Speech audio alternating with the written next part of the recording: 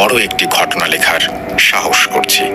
যারা বেশি বড় ঘটনা শুনতে চান না তাদের নিকট ক্ষমা প্রার্থনা করছি। আজকের ঘটনাটি আমি শুনেছি একজন হুজুরের কাছ থেকে।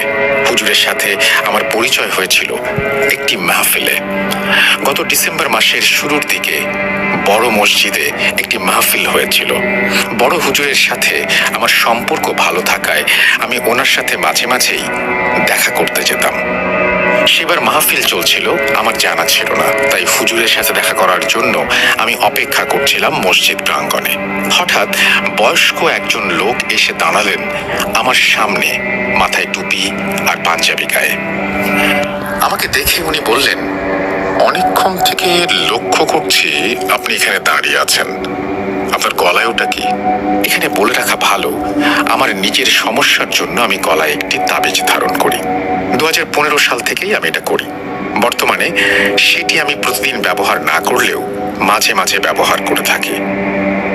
লোকটার প্রশ্ন শুনে আমি থতমত খেয়ে দুই পাশে আর পেছনে তাকিয়ে দেখি সেখানে আমি ছাড়া বলার মতো কেউ নেই। তখন আমি সেই লোকটির দিকে তাকিয়ে বললাম, আপনি কি আমার সাথে কথা বলছেন? হ্যাঁ। তাবিজ কেন পড়েন? এটা আসলে তাবিজ না, এটা আল্লাহ লেখা একটা লকেট। নামাজ পড়লে আর মনে বিশ্বাস রাখলে এসব পড়তে হয় না। আপনি কে? আমাকে এত কিছু জিজ্ঞেস করছেন? আমি শহরে নতুন, মাহফিলে যোগ দিতে এসেছি অনেক দূর থেকে। আপনি তো বললেন না কেন তাবিজ পড়েন।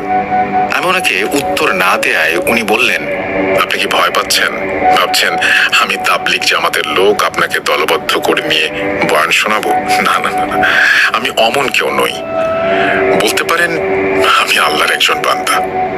আমি ওনাকে বললাম, আপনি শুনে কি করবেন? আমি আপনাকে বিশ্বাস করব কিভাবে? উনি একগাল হেসে বললেন, আরে মসজিদে দাঁড়িয়ে আমি আপনাকে মিথ্যা বলবো?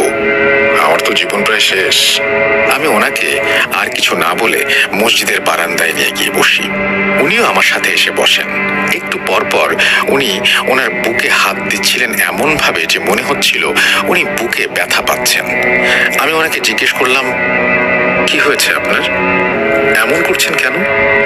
উনি বললেন, জীবন বড় বিচিত্র বাবা।